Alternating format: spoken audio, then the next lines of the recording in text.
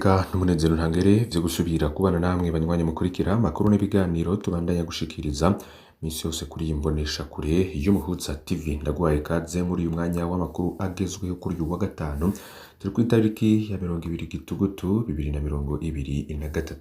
Amakuru tubazaniye tuza kwibanda mu bisata bigiye bitandukanye, turaza kuja mu gisata c'impunzi tubabwire amakuru masha ariko aravugwayo, ariko cane turaza kwibanda kuri politike, agateka kazina muntu hamwe n'ubutungane. Muri aya makuru rero ntimuze gucikwa. Reka imbere yuko tubagezaho amakuru twabateguriye mbanze mbaramutse kandi mbaha ikaze aho muherereye hose, abadukurikiye bari mu Burundi, abari mu bice bitandukanye mu bihugu bibanyi ku mugabane wa Afrika no ku yindi migabane ya kure. Turazi ko mubandanya gukurikira ibiganiro n'amakuru dushikiriza, ndahabahaye kaze aho muherereye hose. Turaza kugaruka ku binyegezwa kw'ifungwa rya Kenny Claude Nduwimana na Medard Muhiza, mu vyo bakurikiranwaho ngo harimwo no gutyoza inzego. Umenyesha makuru Kenny Claude Nduwimana no wahoze ajejwe imigambi mu buserukizi bw'u Burundi Kinshasa, Medard Muhiza bagirizwa kwibisha uruyeri, gutyoza inzego na bamwe mu bazigize ku mbuga ntangazamakuru. Igipolisi kivuga ko carungitse amadosiye yabo mu butungane. Nubwo biruko umuvugizi w'ubushikiranganji bwo bujejwe harimwo umutekano Lieutenant Colonel de Police Pierre Nkurikiye yagirije abo bahoze begereye ubutegetsi bazi cane mu gukwiragiza ubutumwa bucanishamwo, iranzira no kubereka abamenyesha makuru nk'izindi nkozi z'ikibi yerekanye. Makuru rero turaza kuyagaruka ko umenye ivyo binyegezwa uko bimeze. Ni inkuru rero yanditswe na SOS Media Burundi, niyo turaza no kwifashisha. Ni inkuru nshasha mutigeze mwumviriza. Muri aya makuru rero muraza kubikurikira ku buryo burambuye.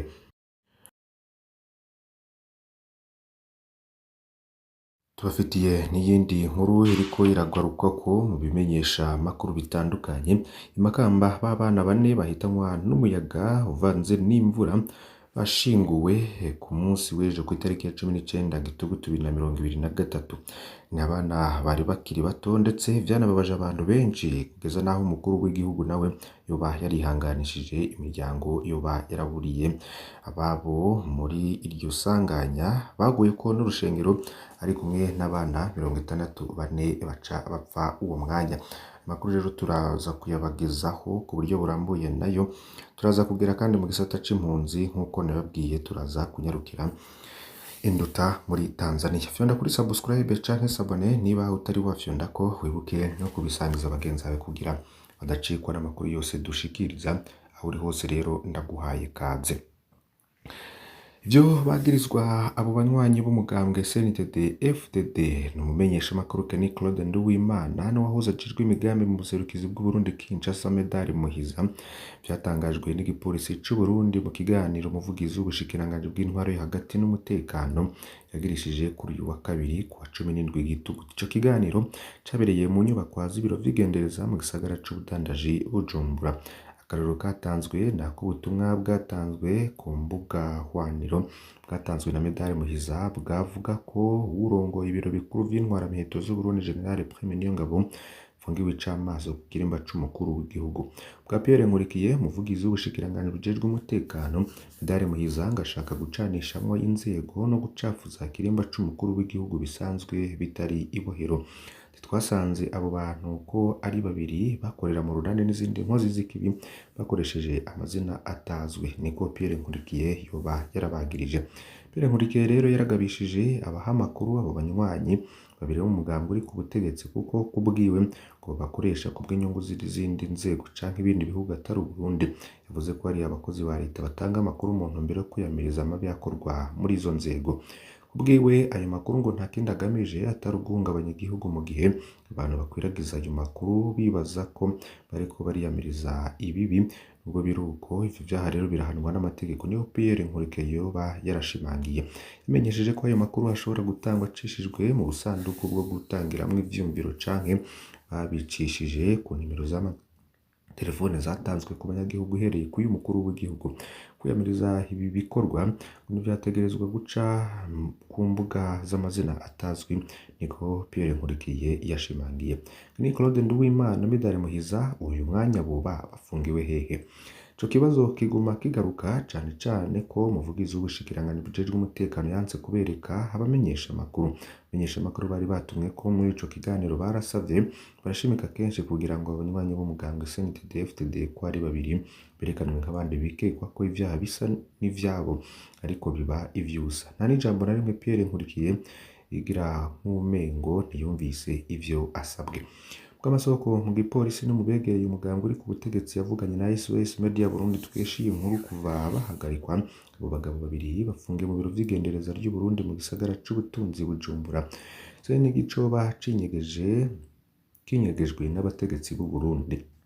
Abantu bagirizwa ivyaha bito bito muri kahise barerekanywe ku bamenyesha amakuru. Kubera iki ngo banka kwerekana bamenyesha amakuru abo bagirizwa ivyaha bikomeye nk'ivyo? Niko umwe mu bamenyesha makuru mu Burundi abaza. Abo bagabo babiri rero boba baraborejwe igufa ku buryo batamwerekana imbere y'amamenyesha makuru. Ese barishwe?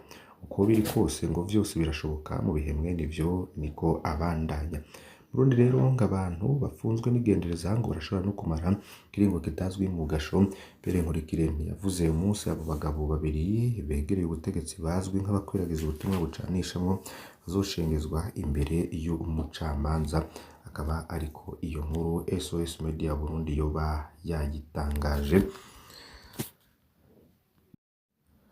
Harimo n'ibibazo vyinshi nk'uko tubibagijejeho. Reka tubandanirize imakamba. Babana bane bahitanwa n'urushengero rubasenyukiyeko kubera imvura bashinguwe kuri uyu wa 19 kwezi kw'icumi 2023. Nibo babana bahitanwa n'imvura yasenyuye urushengero bariko barasenga kuri uyu w'Imana ari ku itariki ya 15 kwezi kw'icumi 2023 bashinguranwa iteka. Bari umubabaro ku bari baherekeje irya nyuma, aho bamwe bavuze ko ntageka ivyo bibondo bishengeye ubukama.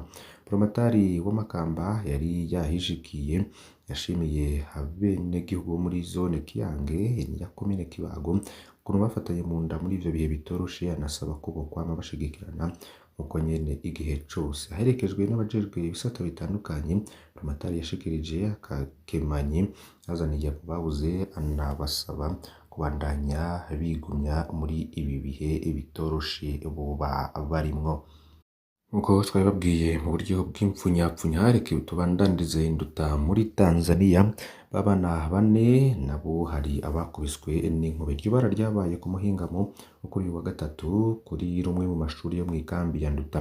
Bagera kuri 21 nibo bakomeretse bikomeye. Imvura y'igihuhusi yaguye mw'ikambi ya Nduta kuri uwo wa gatatu yarahitanye n'abantu. Ishure shingiro ryitwa Kasimu Majaliwa ryo muri zone ya gatatu Busagara ca 10 niryo ryakozweko cane.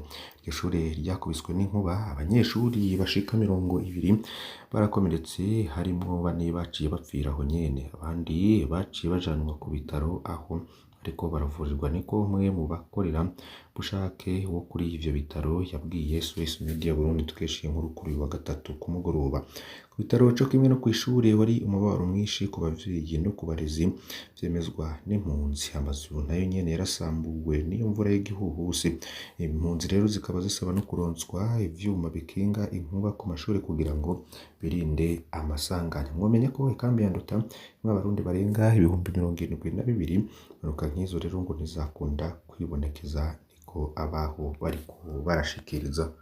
Andi makuru ngo miliyoni 10,850 y'amadolari niyo mafaranga kenewe kugira igisata caba mukerarugendo gitezwa imbere mu kiringo c'imyaka 10 aha mu Burundi. Ivyo biri mu cegeranyo c'inama nshikiranganje baye ku wa gatatu mu vyo bariko bariga hari mu guteza imbere igisata c'ingenzi n'abamukerarugendo.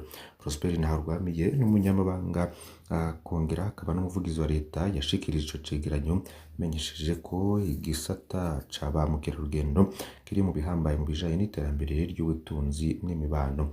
Ngo naho Burundi busanzwe ari igihugu categezwa guhurumbirwa na ba mukerarugendo, mahera ico gisata cinjiza ni make cane ugereranije n'ibindi bihugu vyo mu muryango wa Afrika y'ubuseruko.